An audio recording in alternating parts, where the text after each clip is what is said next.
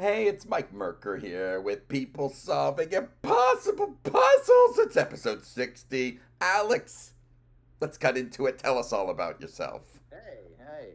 Okay, well, that's a nice, broad, expansive question to kick us off with. How do I tell you all about myself in such a short period of time? Let me. What I'll do first of all is, rather than diving into my experience, I'll just tell you who I am as a person, and I think that the thing that I would say defines me is that I'm somebody that always wants to explore new ideas. I'm somebody that always wants to look at new things, see new things, play with new ideas, experience new opportunities, and look at existing things and see if there's new ways to think about them. And that's just the way that I've kind of always been built. Um, and and so what happened throughout my life is that made me virtually unemployable for my early life because I don't want to do things the way people want me to do things, and I want to go about trying things my own way. And so as a result, I found it very difficult to get on in anything that would resemble a kind of a normal job, if you like. Um, and so Me too. what Me happened? too. Go on. No, me too. Me too. I think there's a fairly large group of those people out there, and some of them are still in jobs, just being very miserable about it. Um, I I gave up pretending I could work for other people at 27 and went and set up my own company. And and in all honesty, it was it was a it was literally just me deciding, what, I've had enough. I'm just going to go set up my own company. I hadn't really got any clue what I was going to do or anything that was different or anything like that. I was working at the time for a property tech marketing company in the UK that sold property tech software and marketing services and things like that to the real estate sector. And they were in the process at the time of selling out to Zoopla, who are like the UK version of Zillow. Yes. And I was relatively senior in there. I was sort of head of the sales and marketing department of the company, and I was doing okay. But I didn't get up every morning, excited to go into work. I decided that I was going to go off and do my own thing, and so I set up what was literally at the time nothing more than a run-of-the-mill digital marketing agency. I knew how to do it. I had a business partner who knew how to build websites and things like that, and so I knew how to sell it. I knew how to talk about it and how to evangelize it. He knew how to build the stuff and look after the stuff. So between the two of us, we set up the company and off we went. Um, a few twists, turns, and so on later, it became apparent to me that in that space, you're just in a price war. You are, when you're in digital marketing as a service, you're just in a price war. People are only interested in getting it for as cheap as they possibly can, with a couple of exceptions. The only way that ends up being different is either if you are very, very well integrated into a particular niche and you are very, very good at a particular niche area. That's one area where that can be different. And the other side of things is if you have a particularly impressive track record of some kind where you can therefore charge more. Now, obviously, when you're starting out, you don't have that track record. So therefore, didn't have that track record, didn't also have an area that I knew well enough at the time to niche into. So I repositioned the company and kind of pivoted it, if you like, in the modern day terminology, into a SaaS business. And so it became a software as a service company, and that rolled on and started building up a really decent amount of MRR for a number of years. And then 2020, middle of COVID, someone came along and offered to buy it. And it was a nice, clean cash exit. And all they were actually buying at the time, they weren't buying the whole company. They were buying the technology and the customer book. And so I was literally able to just sell them the technology and the customer book straight out of the business. and then take the cash out and close the company down. So that's what I did, and that was a really nice, clean cash walkout. Yeah. Mazel tov, mazel tov, mazel tov. And for those who've never seen or heard of such things, can you tell the ABCs of the book plus tech sell? Basically, what we sold was that we built the technology that delivered the software. So it was like I mean, these days, if you built it, you'd call it an AI company, even though it wasn't using AI. What it was doing, it was using an automated kind of workflow system that we built, which allowed people to go on and shopping basket the tech stack they wanted for their company, and then they paid a monthly fee off right on the end of that, and our system automatically put all of that together for them and provided it to them. So it was quite a quick, simple piece of software. So basically, the company that bought it just bought that software, and they bought all of the existing paying customers. So so all of them, yeah. So they just bought all the customer book and who were subscribed into the thing and everything. So we just handed them over the subscribers and the technology, and they just kept on running it through their thing instead of ours. But you gave away all your best friends, your customers, your subscribers. I did. How could someone buy if I came to you right now and knocked on your door and I said, "Give me all your friends and family and your computer," Well, you would say yes? In as much as, because it's a SaaS business, I didn't have personal relationships with the vast majority of the people that were on there. So it was a very easy thing to hand over, and as far as pretty much every customer was concerned, nothing changed. They would simply see a different name on their billing cycle. That's pretty much the only thing that changed for them. So yeah. You didn't feel a personal connection ever with any customer? Not with the majority. No, there was a couple of customers and a couple of people I worked with where we did more stuff for them on a more project, focused basis, where we would do custom projects and things like that for some customers. And I maintained relationships with those, and a number of those actually led me to where I am now, because one of those particular customers was a relatively successful multi-exit entrepreneur investor. And we'd kind of initially gone into him and done a custom project for him because he wanted an automated system to manage his kind of what would you call it? It was like he was running like a miniature kind of coaching practice alongside what he was doing. So we built out the automatic system for him to run that coaching program through. And so I got to know him through that, and actually I got kind of quite introduced to the entire idea of the investment and startup kind of community through my relationship with him. And he actually gave me a free spot on his coaching program with him as part of that. So I met a lot of the other people in there. A lot of them are, multi-exit entrepreneurs, people who invested into companies and all that kind of thing. So I kind of got into that through that relationship. And so that's where that came from. Oh, so interesting. And are you happier now than you were before you exited?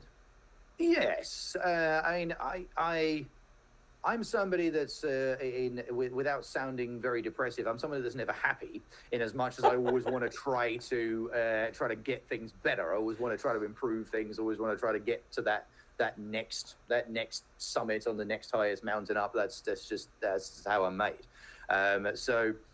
But I found the SaaS business particularly, I found that a little boring, because for a lot of the time you sit around doing nothing.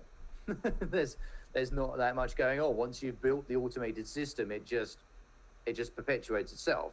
You don't have to do that much. I had someone who was looking after the marketing for me. I had someone who was looking after the tech for me.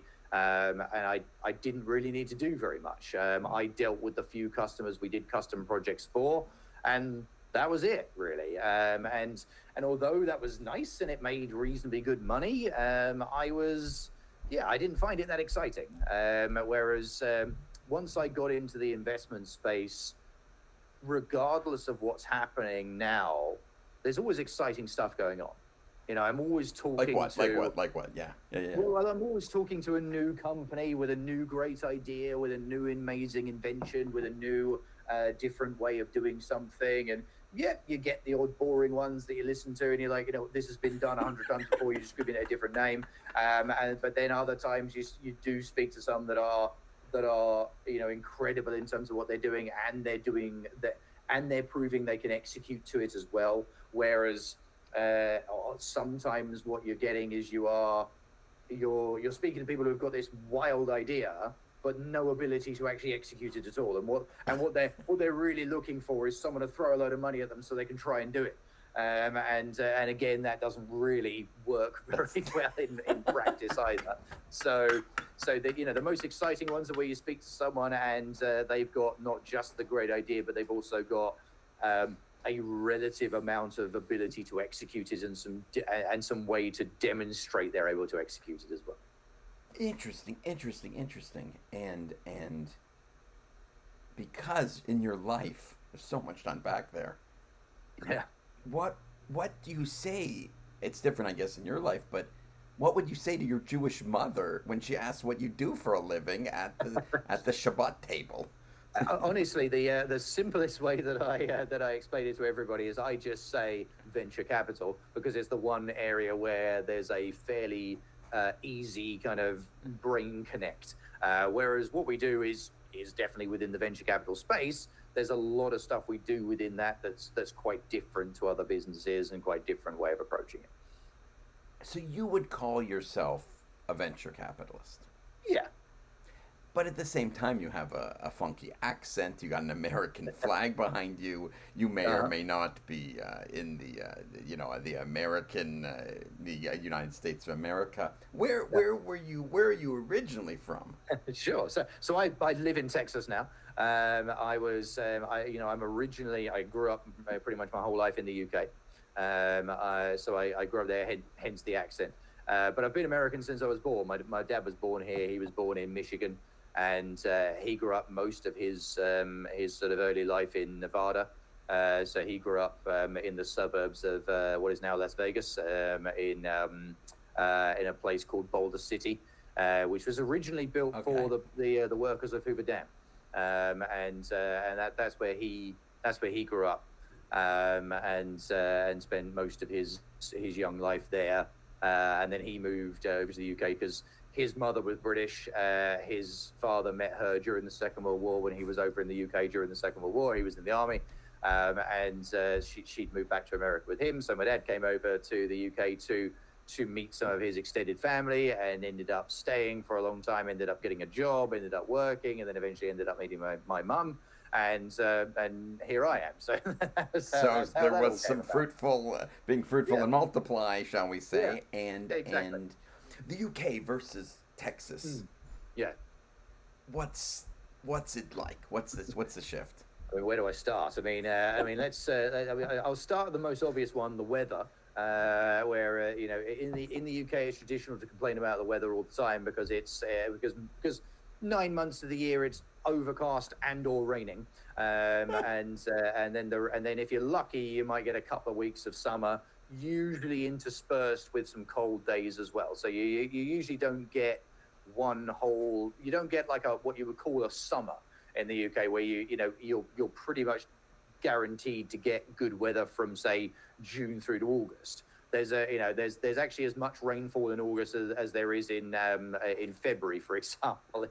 It's like that. So the weather isn't great in the UK. You do get some sun, you do get some sunny days, you do get some hot days, but the weather in Texas is definitely better. But I think the thing that I having always had family and friends on both sides of the Atlantic, I always felt like I didn't really fit in the UK.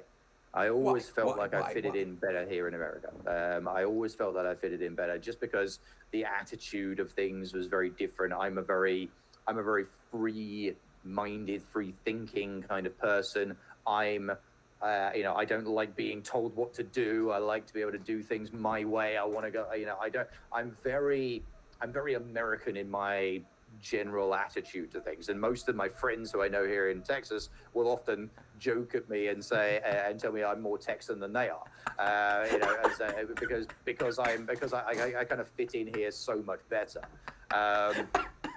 And so I think that the attitudes to a lot of things are very different. There's a much more there's a much bigger what word would you use? There's a much bigger value placed upon the idea of trying things your own way and doing things your own way and building your own future and your own way through things. There's a much bigger value placed on that. There's a much bigger value placed on entrepreneurship. There's a much bigger value placed on everything. And actually, there's a far better attitude towards success. In England, almost wherever you grow up, and although I grew up in the richest part of England, which is what they call the home counties, which is kind of like the donut of places around the outside of London, that area is the most affluent area of the country. But there's still an attitude towards success there, which is kind of envious and almost like it's a bit of a dirty word. If you are successful, people don't like you very much because they're not.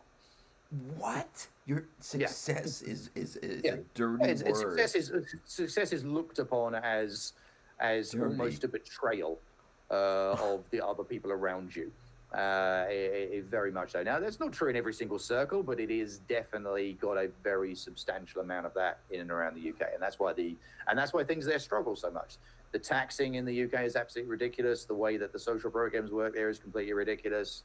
Nothing functions the way that it really should, and all you've got to do is watch anything on any reliable news source, and by that I mean nothing in the mainstream news. But you look at anything on any kind of reliable news source, and you can just see how far things are drifting away from what the UK used to be. Whoa. That's and people don't realize how poor a country the UK actually is. Well, people don't realize how poor a country it is. It's said in the UK by people who understand it that Britain is a very poor country attached to a very rich city. So London is an incredibly rich city that produces pretty much everything. I think it's something like 87% or something like that of all the wealth in the country is produced in London, and the people who make the money in London live in the home counties areas just outside of London. And then the rest of the 13% that's left over is produced around the rest of the nation. It's a staggering amount. And if you took the UK and you put it into the US as a state, as far as GDP per capita goes, it'd be the poorest state in the US. Good God, I'm taking all this in. I believe you as the intel. You have crazy intel here. We're gonna have to. Example, MI6 is gonna come and get both of us. We better. Let me just hide under my desk until the anti-Semites are gone. Just a moment here. I think they know. Are they coming after us? I don't think so. I think they're. They know, to be honest, and they don't seem to care. It's a very strange scenario. You would you say you're lucky to be where you are today in Texas, that you have escaped the handcuffs of such a mentality? Absolutely. Oh, praise absolutely. the Lord. Baruch Hashem. I consider myself so lucky that I not only had American citizenship from when I was born, but that I maintained it.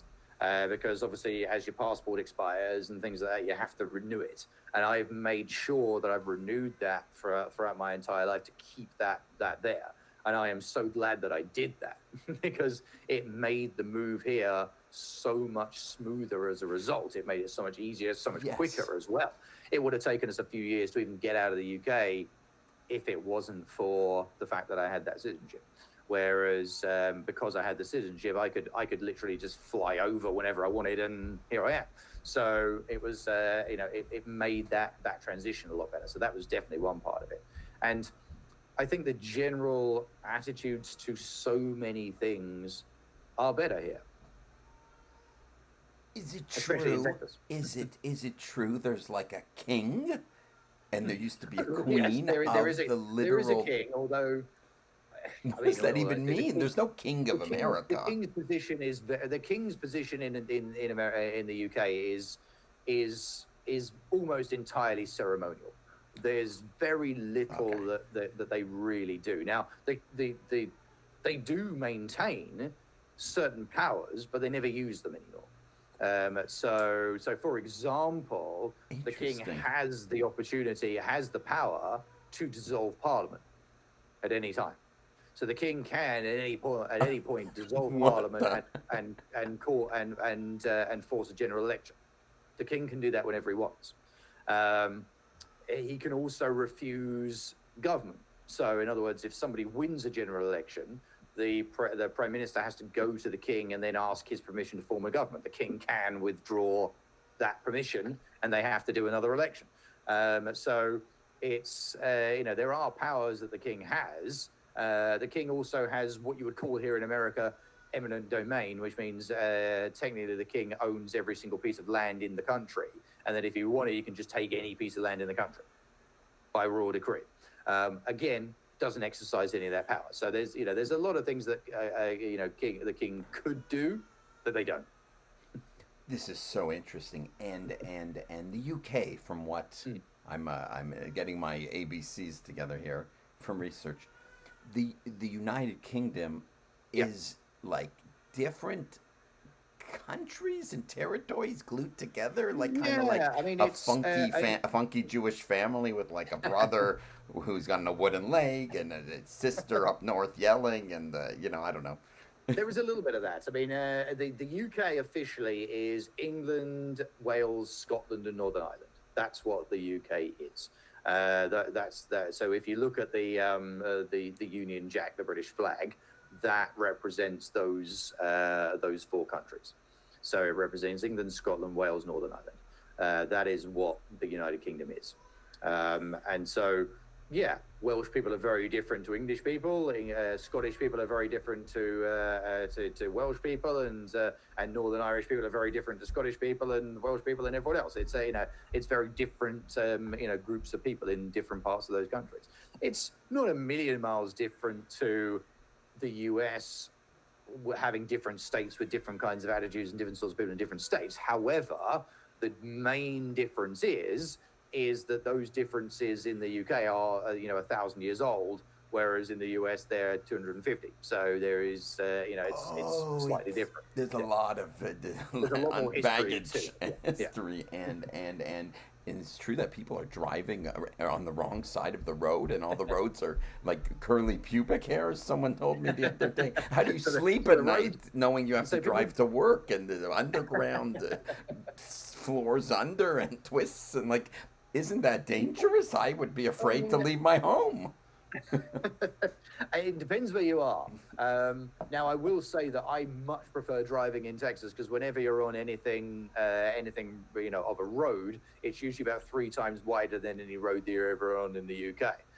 So you've got a lot more space. But then the car that you're in is also about 3 times the size of the car you get in the UK as well. So the biggest cars you tend to get anywhere in England, as a general, are something like a Range Rover or something like that. They're pretty much the biggest cars that most people are driving around. There are no Hummers in the UK. I mean, there's one or two that people have imported, but you don't see people driving around in Hummers. You don't see people driving around in Chevy Suburbans or Cadillac Escalades or anything like that. You just don't get them. No, those cars have been virtually impossible to use in the UK because they'd be too big for everywhere. They wouldn't fit into any of the sort of the multi-story car parks. They wouldn't fit into most car parking spaces in most places. The car parking spaces in the UK are ridiculous. They're if you pull into a car park into the space in a parking lot in the UK, if there's a car parked either side, you might struggle to get out of your car. They're tiny, some of them, and they even sell houses with garages you can't get a car in. Wait, yeah. Oh my God! Wait a second. So if a person is, I don't know, successful or makes lots of money or has a good run in sales, they can't like buy kind of a big honkin' Texas car. They could, because they could import one and buy it and ship it in and import it and drive it around. However, it'd be just massively impractical because most places they went to, they couldn't fit it. Most places they went to, they'd have to go to a parking lot. If they went down to the supermarket, they'd have to park, at the far end of the car park to find 2 parking spaces that were empty, so they could park it into 2 parking spaces. They wouldn't be able to park it into a normal sized parking space. They wouldn't be able to do it. Everything, the whole everything is like there is. The only similarity is that people speak The language. the language is and that itself is the only similarity is the language. It's literally like a different world. And it's diverged so much as well, and it's got worse and worse and worse over the last number of years, as well as worse and worse political decisions have been made in the UK for the last 25, 30 years. The political decisions got worse and worse and worse, and that has exacerbated the problem. Just to give you an example, obviously you see in the news about all the people who are leaving places like California and New York and so on because of the ridiculous taxes they're bringing in and wealth taxes and all this kind of stuff. So imagine a country like England where that's the entire country. The whole country is run and managed that way. Everybody I know who has any money and can is leaving. Why leave? The taxes or the mentality? Taxes for a start. Also, the fact that they've done everything they possibly can to destroy pretty much every element of the culture, pretty much every element of personal safety. The police. You can't trust any of the policing anymore. I don't know if you saw the stuff on the news about Henry Novak. So Henry Novak was a big case that came up in the UK fairly recently. So it's quite a depressing story, but I'll tell you it's as quickly as I can so we can move on to something a bit more exciting. But basically, he was. This is exciting too. Sorry, go on. He was a young white kid was walking home from being at the pub with his friends one night.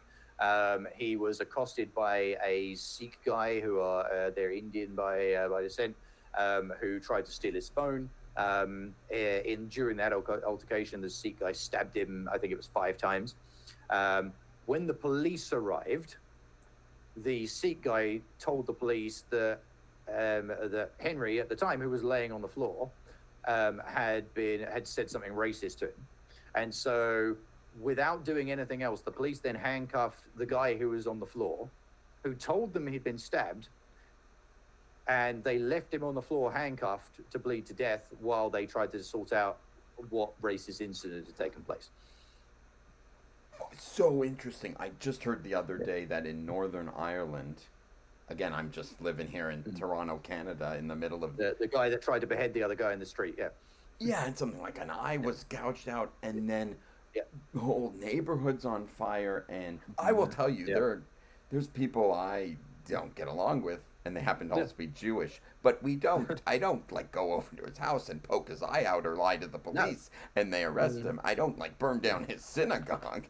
I just don't go to that brand. I drink Coke and not Pepsi. Your wait a second, your worldliness and the sum of afflictions of your past home life in another crazy scenario. This has made you into a better man today. I would say so. Yes, I would say so. How? A smarter man? A wiser man? Definitely. Yeah, smarter, wiser, definitely more discerning, and far less prepared to take any bullshit. No bullshit. If I'm allowed to swear on your podcast, but it's no bullshit. You can fucking swear until my wife yells no swearing. I swearing is not allowed in the UK. It's forbidden. Oh no, you can swear. Swearing's okay. People swear all the time. But what you're not allowed to do in the UK is post something that would criticize government policy on the internet, because otherwise you'll get arrested. Oh, it's not North America. You can't just be like Donald Trump is God. Donald Trump is the devil. You can't do that. You can't do that. No, you can't do that. Because Big Brother is watching you. Most arrests. Well, this is the thing that most people don't even realize. The UK has got the most arrests for social media posts than any country in the world. It's averaging 12,000 people a year for the last 3 years. 12,000 people. So right now, if I said, King, what's his name, is a wanker. That I could Well, get murdered. I think you can criticize the king as much as you want because he doesn't have any part in political discourse. But if you decided to say Keir Starmer, who's the current prime minister, is an incompetent moron whose intention is to import the third world to create a worse country, you would get arrested for that. You can't be. Wait a second. The leader of the country is not like Donald Trump or like not at all. He's it's a what's the name of the? It's a more liberal. Prime minister. The prime minister. The prime minister. Yeah, he's the head leader. of the government. How do you focus on your venture capital fund, knowing that your homeland or your peoples is in shambles, and there isn't like people are not up in arms, ready to like revolt? But there's a lot of subversive mutterings going on in the UK, and but the problem they have is that a long time ago the government passed laws to disarm everybody. So even if everybody in the country wanted to do something about it, they can't, because there's 2-3% of the population have got any kind of weaponry of any note. If even if it's that many, and most people who might have anything have got a double-barrel shotgun, and you can't and bear arms. You can't bear arms. No, you can't. No. What? They're even trying to pass laws to make it illegal to make kitchen knives with a point on them, so that you'd have to make flat-ended kitchen knives. What? Okay, I need to call the local rabbi or drug dealer just to cope with this. How do you sleep at night knowing that this is your homeland? I sleep at night now knowing I'm somewhere where I'm safe and I do have the right to bear arms and I can defend my family and I can do something about it if all of these things happen. I moved here for that reason. I moved here for that reason. I moved here because I've got daughters. I don't want my daughters growing up in a country that is like that, because the biggest problem within the United Kingdom at the moment, especially for girls, is the prevalence of sexual assault, driven almost entirely by third world immigration.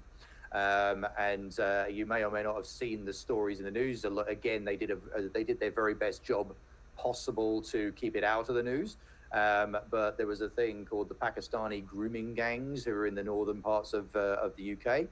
They were kidnapping young white girls, keeping them drugged and repeatedly raping them for years, and the police and local politicians refused to look into it because they didn't want to be accused of being racist.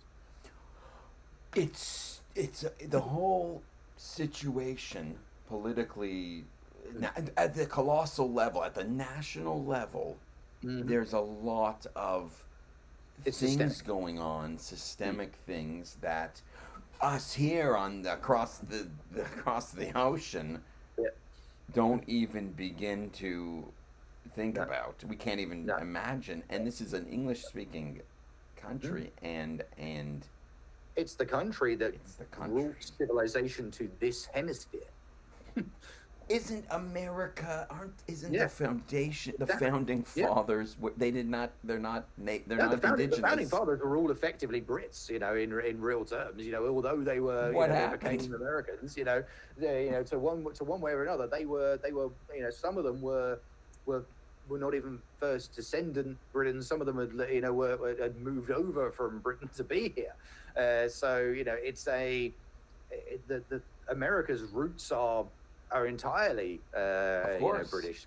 So are Canada's, it's the nation that took civilization to most of the world, and same across Western Europe. If you look at Spain and France and places like that, they're doing their very best to be worse than the UK at the moment. They're doing the same things. They're committing cultural suicide, and making everything progressively worse. And it's sad to see.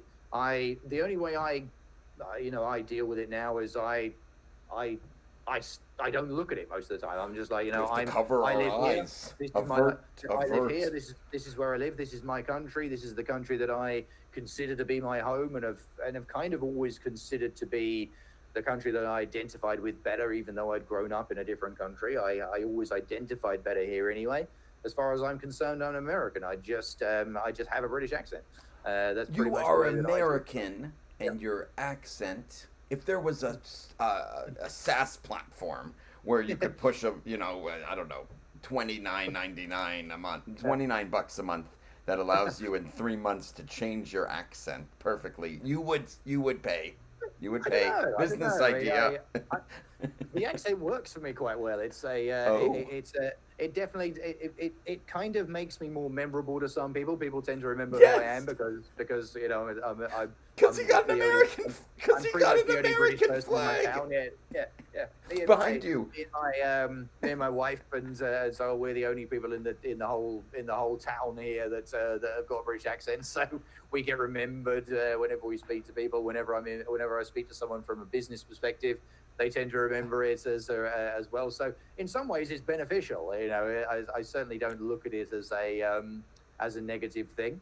I know that my children are going to grow up with American accents, and that doesn't bother me in the slightest. I'm pretty happy with that. You do behind you, just in your scenery.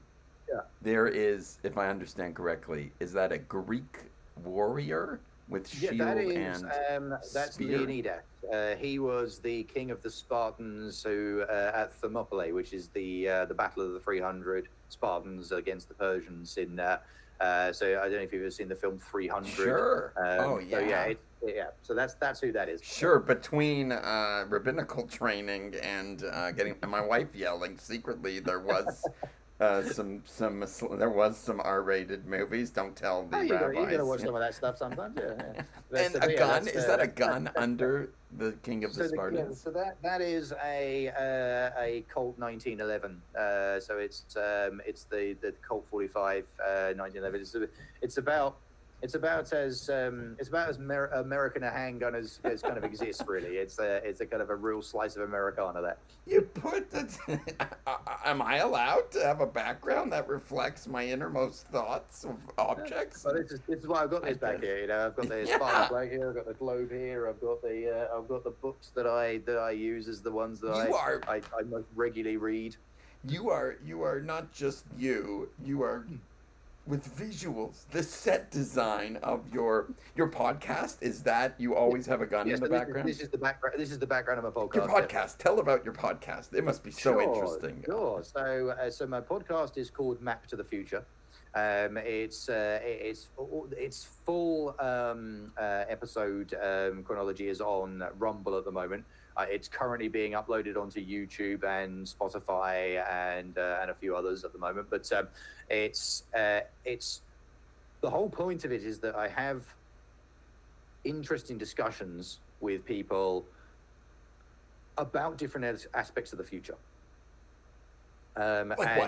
I love the future. Sci-fi? The latest one that I did went live Monday last week. And that one is with a guy who's actually runs a company that's in a portfolio. It's in my portfolio. So he runs a company that's part owned by us. We've invested into it and so on.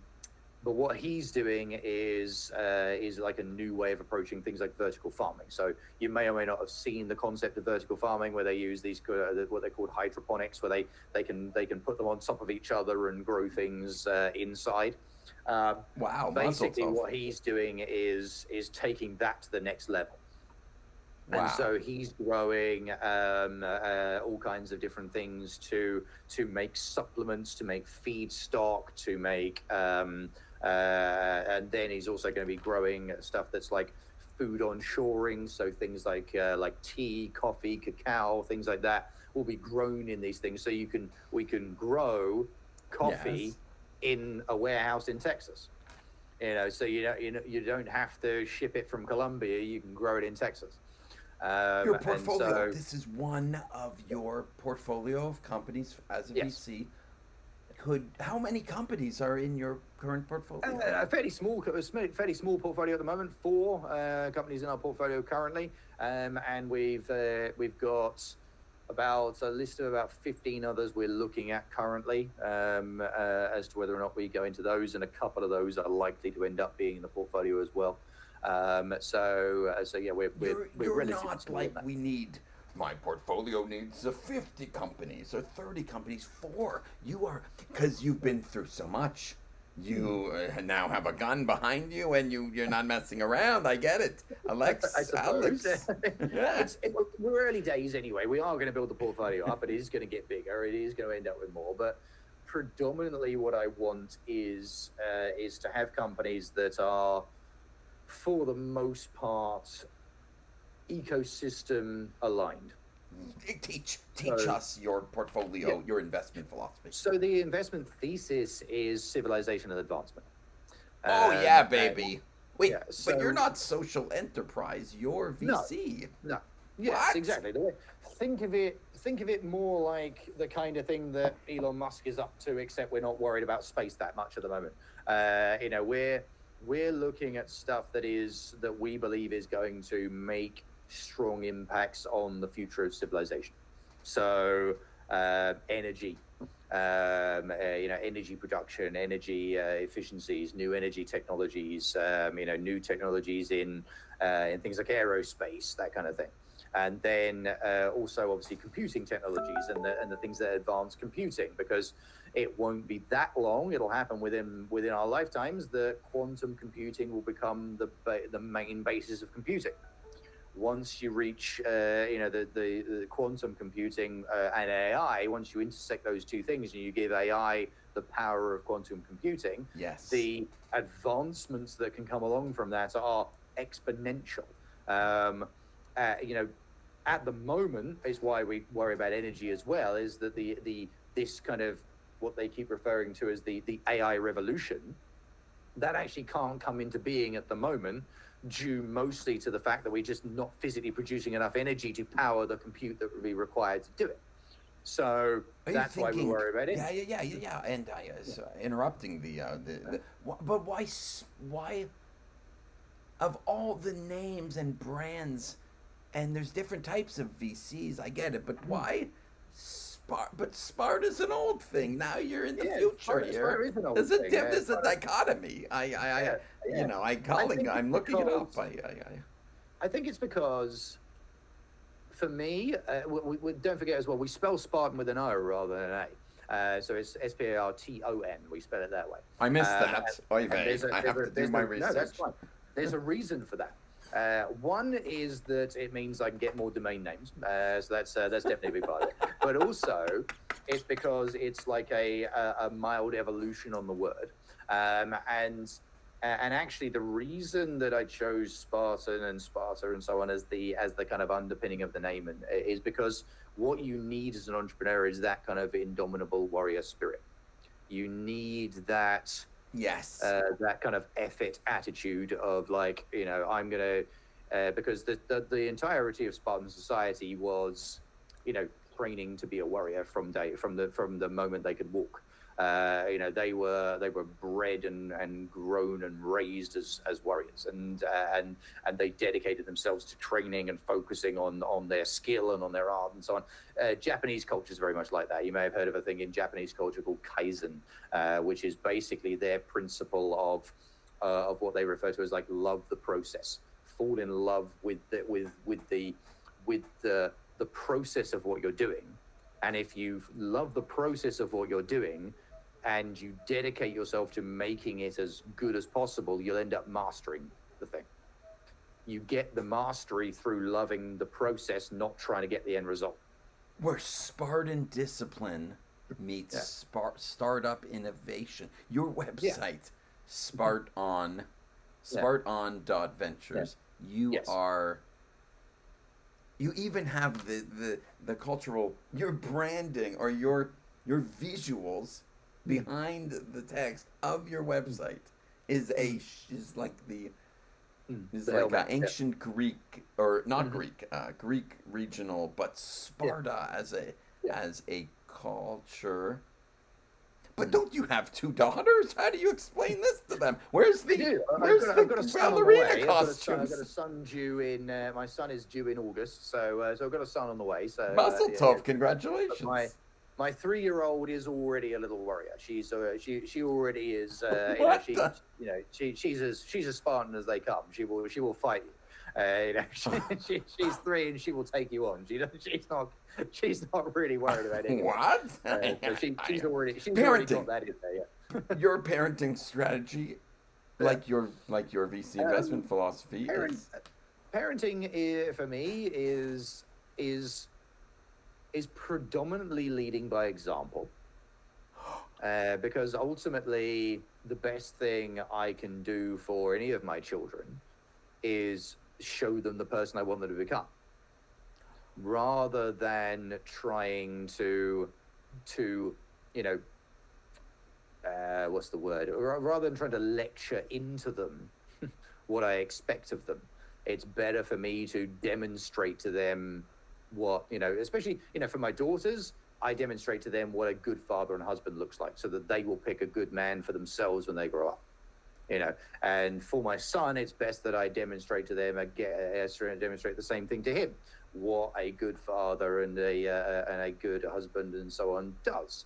And that's really the way that I look at it. Now, that doesn't mean we don't teach them things. That doesn't mean we don't discipline them when it's needed and so on. But it's predominantly about leading by example.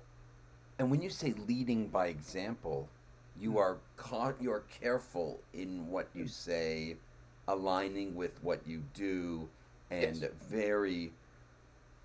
This is the first time I've ever heard a VC in my entire life ever say anything even close to that. I sorry, all those Jewish guys. No, I know, that's I fine. That's apologize. fine. I think it's I think that's what it is. It's about saying something and doing the thing that you say. That definitely matters. And if you tell your children you're going to do something, you do it. And if there's no point making hollow threats to children. If you tell them that if you do that again, you're in trouble, and then they do it again, and you say, look, don't do it again, you've already moved that line. You've let them push that boundary.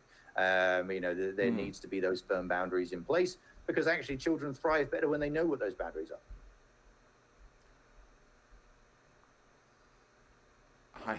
You're winning on multiple fronts of your life. You are succeeding, perhaps 9 out of 10 on the money so. on the dead queen's dead president's side. Family side, you have two, almost 3 kids. You are not unhappy. No, I'm not. And I'm lucky in as much as I'm a naturally optimistic person. And although, I actually had, and there's not time to get into it now, but We will have another session. We will make sure to have another. We can absolutely do another one of these. Yeah, we can do another. Although I had a not an ideal childhood from some perspectives, I kind of internalized the struggle that I had in childhood to be like, well, I rely on me. And so I never get too pushed down or too crestfallen or too depressed about a situation outside of me, because I always look at it as like, I have survived things before. I'll survive this. I will find a way to deal with it. You are a strong practicer of like stoicism, of endurance. The stoicism philosophy is a philosophy that I followed quite strongly, and actually the kind of the beginning and the birth of that was kind of rooted in Spartan society.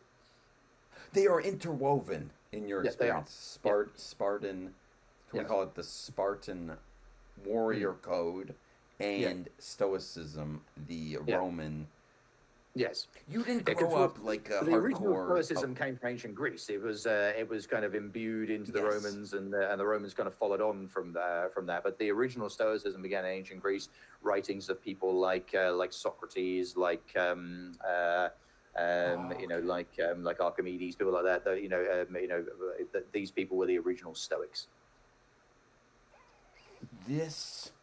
In the last 30 seconds we have you. This has been an incredible episode 60, by the way. I'm going to have to watch this a few times for my own parental wisdom and self-reflection and stoicism.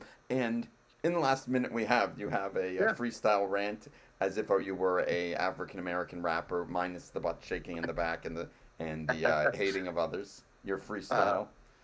Okay. Okay. It doesn't have to be rap. No. You mean? Do you mean like what would I say about what I'm trying to achieve here? I mean, ultimately, I'm trying to achieve a better world, and I think a better world is created through multiple angles. But ultimately, it's people. Ultimately, it comes down to individuals. Individuals build the world. There's a great line from Lord of the Rings where Gandalf is talking, and he says, and I'm going to mess the quote up slightly, but I can give you the paraphrasing of it. Effectively, he says that people think that it's great power that needs to keep evil in check, but it's not what I found. It's the everyday acts of the average person. Small acts of kindness and gratitude and grace that actually hold back evil, and so I look at it as and that's very connective to religion in general and so on as well. That's it's your personal responsibility to build that and build that world. This has been incredible. We will have another session. We'll give you time to run your venture capital fund and do your next 15 portfolio companies. But we will return and we will unpack more. A pleasure. Thank you, Alex, for joining us. Thank you, Mike. Thank you. It's been an absolute pleasure as well. Thank you for having me. I've got to jump to